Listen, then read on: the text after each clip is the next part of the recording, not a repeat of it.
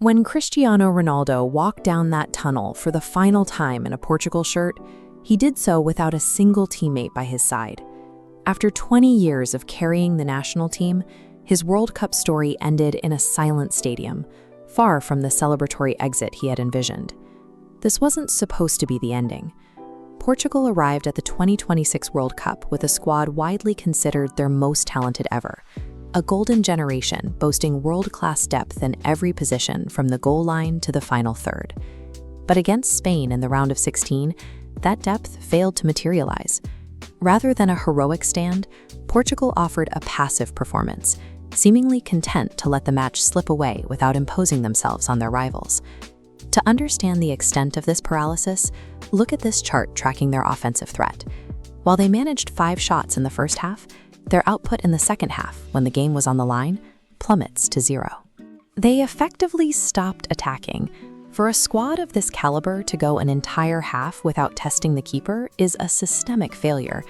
This wasn't just a loss, it was a total collapse of a team that seemed to suffocate under its own potential.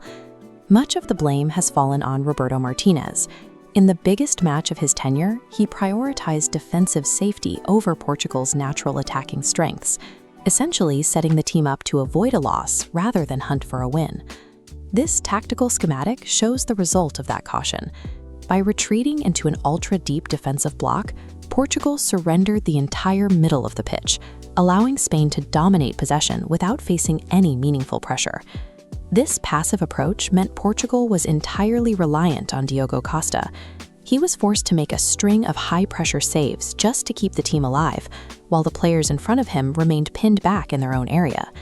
The primary beneficiary of this space was Rodri.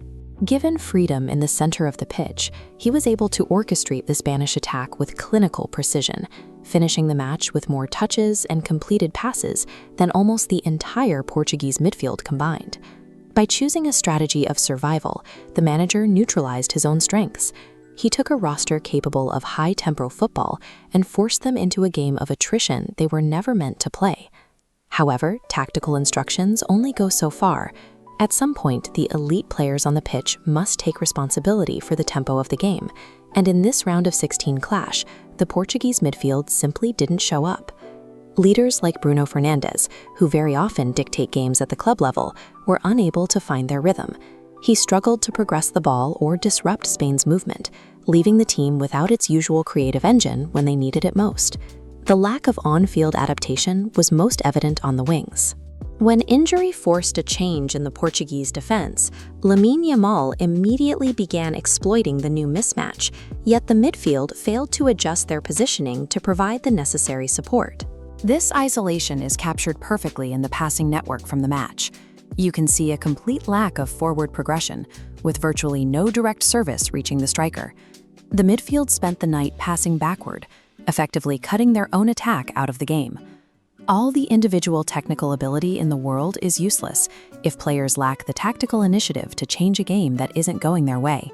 When the pressure mounted, this golden generation chose to fade into the background. Beyond the tactical errors and the poor execution on the pitch, there was a visible lack of team unity. While successful teams usually share a single driving purpose, the Portuguese squad appeared to be operating as 11 separate individuals. We've seen this unity in other squads, the way Argentina famously rallied around Lionel Messi in 2022 to ensure their captain finished on top. They played with a collective emotional intensity that seemed entirely absent from this Portuguese team. The disconnect was most glaring in the moments after the loss. While it devastated Ronaldo stood motionless in the center of the pitch, his teammates reportedly walked right past him on their way to the dressing room, offering absolutely no support or consolation. This distance may have its roots in Ronaldo's own post-match comments, where he claimed a World Cup wouldn't define his legacy because he had already won the Euros. That attitude, viewing international trophies as personal milestones rather than national missions, made it difficult for a younger generation to see his ambitions as their own. Without a shared emotional core, a team will inevitably splinter when tested. In the most critical moments of the tournament, Portugal didn't look like a family.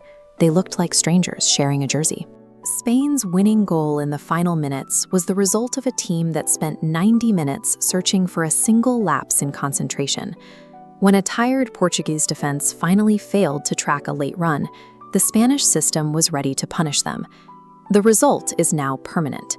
Cristiano Ronaldo leaves the international stage without the World Cup. It is the end of an era that defined Portuguese football for 2 decades. But Ronaldo provided more than just goals. He was a shield. For 20 years, his presence absorbed every headline and every ounce of criticism, allowing the rest of the squad to play without the weight of the nation's expectations resting solely on them. Now that the lights have gone out on his international career, that shield is gone. For the first time, these younger stars will have to face the public pressure of their own failures, without a legendary figure to hide behind. Portugal 2026 serves as a stark reminder for the rest of the football world.